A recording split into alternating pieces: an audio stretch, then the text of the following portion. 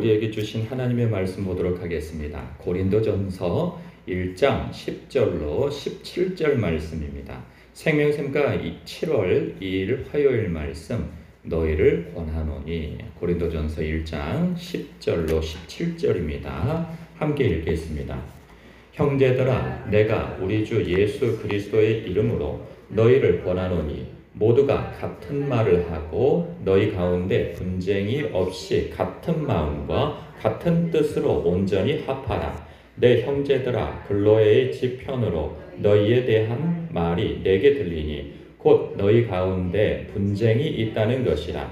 내가 이것을 말하거니와 너희가 각각 이르되 나는 바울에게, 나는 아볼로에게, 나는 게바에게, 나는 그리스도에게 속한 자라 한다는 것이니 그리스도께서 어찌 나뉘었느냐? 바울이 너희를 위하여 십자가에 못 박혔으며 바울의 이름으로 너희가 세례를 받았느냐?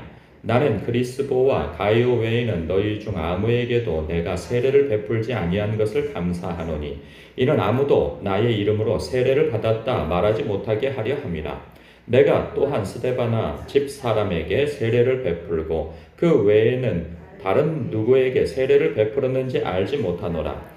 그리스도께서 나를 보내심은 세례를 베풀게 하려 하심이 아니요 오직 복음을 전하게 하려 하심이로되 말의 지혜로 하지 아니함은 그리스도의 십자가가 헛되지 않게 하려 함이라. 아멘.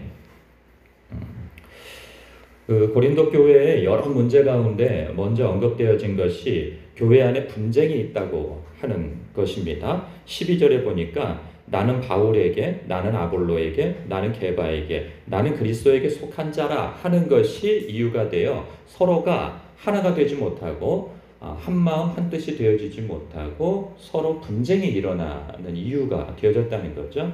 여기서 언급되어지는 바울은 고린도 교회를 전도하여서 교회를 세운 개척자이죠. 그리고 아볼로는 사도 바울이 없을 때 혹은 있을 수도 있겠죠. 부제시에 이 순회 선교사로서 고린도에 와서 일정 기간 동안에 말씀을 전하고 또 가르치고 했던 그 교사이죠. 그리고 여기 또 베드로가 언급이 되어져요. 베드로도 이곳에 한번 들렸던가 봅니다. 게바라고 하는 이름은 베드로를 일컫죠. 그 베드로도 와서 설교하고 그리고 뭐 병치유도 하고 많은 영적인 능력을 드러냈던가 봅니다.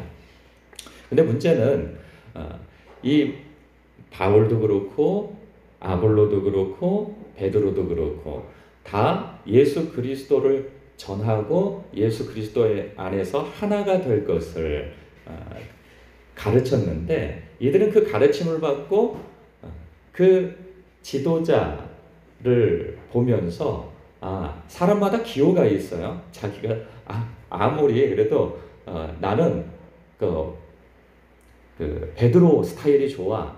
그리고 나는 어떤 사람은 나는 학식 있고 이 언변에 능한 아볼로가 좋아. 나는 가르치는 것을 잘하는 베드로 사도가 좋아. 뭐 이렇게 하면서 너도 나도 그쪽으로 줄을 서게 되어지죠.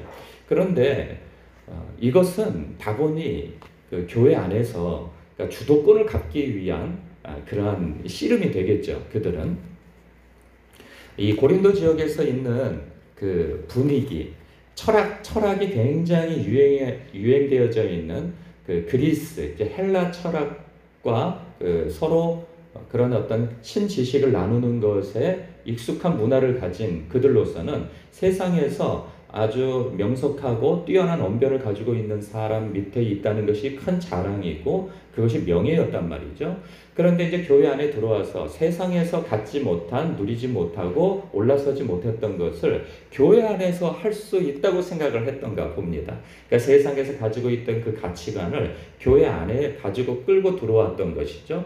그래서 자기도 대단한 사람이라고 생각하지만 그래도 교회 안에서는 베드로보다 그리고 아볼로보다 그리고 바울보다는 못하지. 그리고 그 사람들 누군가 밑에서 제자야라고 하는 그런 주도권을 가지고 있는 위치에 있고 싶은 것이죠. 그래서 나는 누구에게 세례를 받은 사람이야, 누구로부터 가르침을 받은 사람이야 하는 것으로 교회 안에서 주도권을 가지려고 하는 거죠.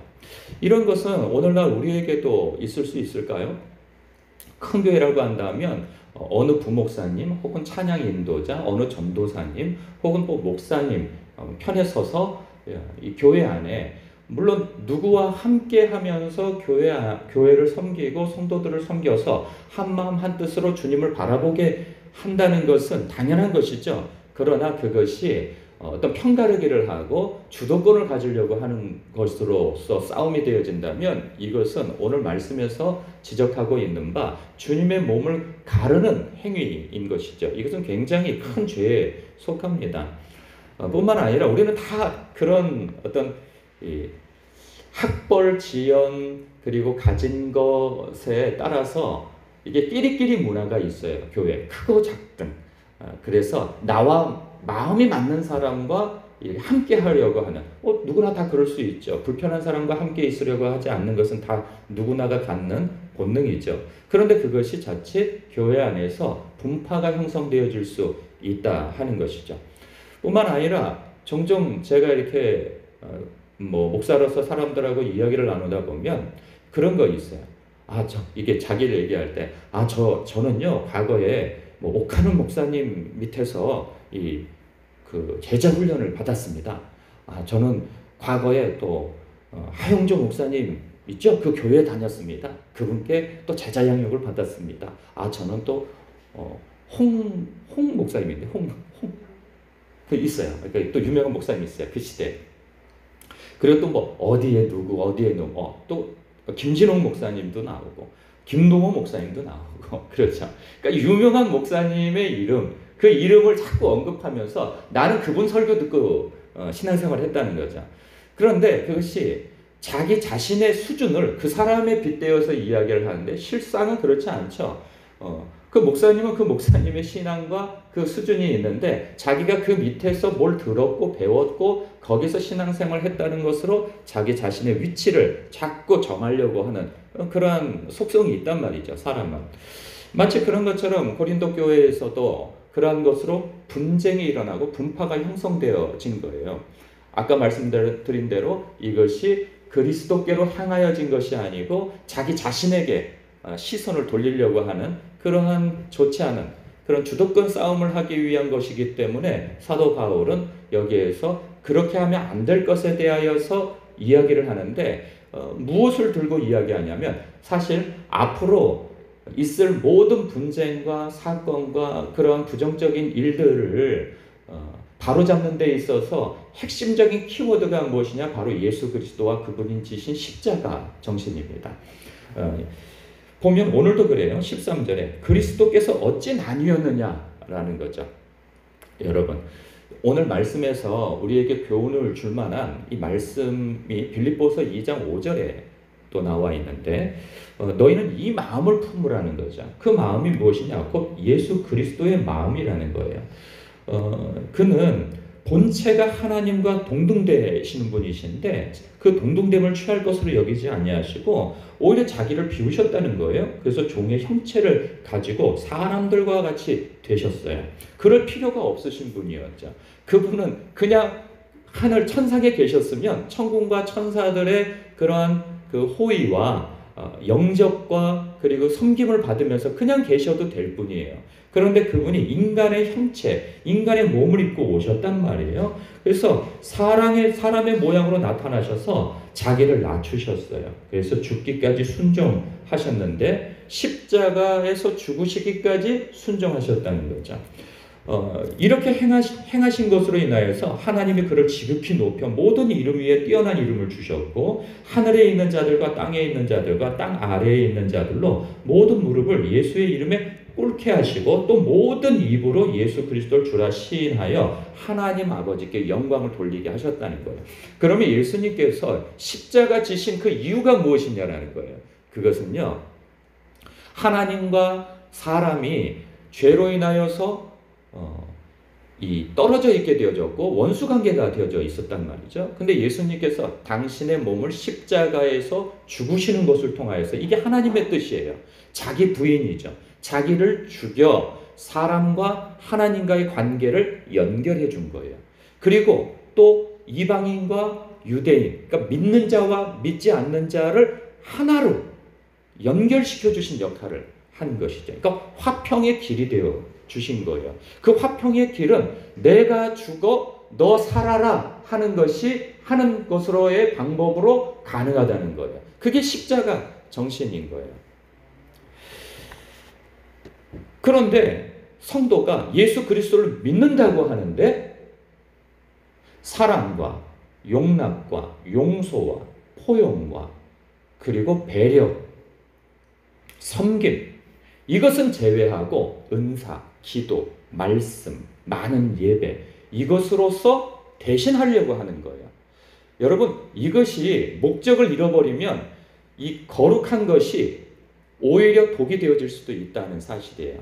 여러분, 고린도 교회 성도들은 기도 많이 했습니다. 그래서 은사가 많았어요. 지금으로 말하자면 성경 공부도 열심히 했을 거예요. 그리고 예배도 많이 드렸을 거예요. 그런데 그들이 방향성이 잘못되었다는 거죠.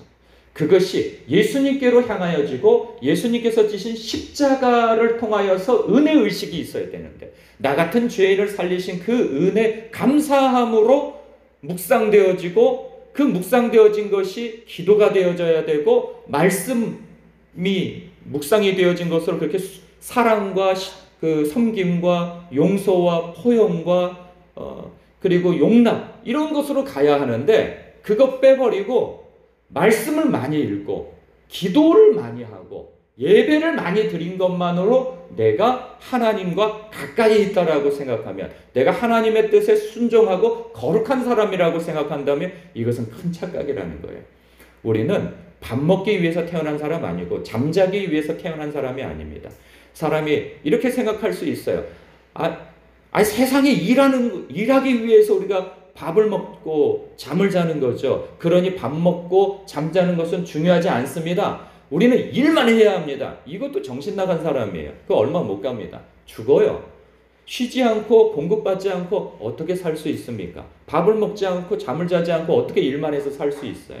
그런 것처럼 그 순종이 중요하죠. 실천이 중요하죠. 삶이 중요하죠. 그리고 말씀 읽지 않고 기도하지 아니하고 예배드리지 않아요. 그러면 똑같은 거예요. 이게 순서가 잘못되어졌어요. 말씀과 기도와 예배를 통하여서 하나님 앞에 참으로 바른 길을 제시받아야 되고 바른 공급을 받아야 된단 말이죠. 그래야 바른 삶을 살 수 있고 바른 순종을 할 수 있어요.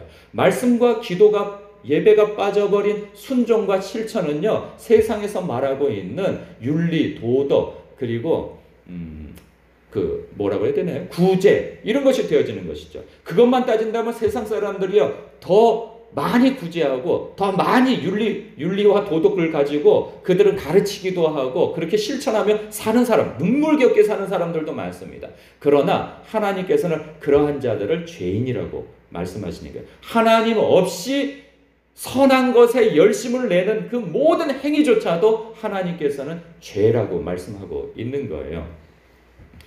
여러분, 그렇기 때문에 우리가 순서가 뒤바뀌어서는 안 되는 것이죠. 말씀과 기도와 그리고 예배, 하나님을 향한 찬송이 있다면 그것이 어디를 향해 가야 하는가? 바로 자기 부인과 자기 십자가를 지고 가는 것으로 나타나야 하는 것이죠.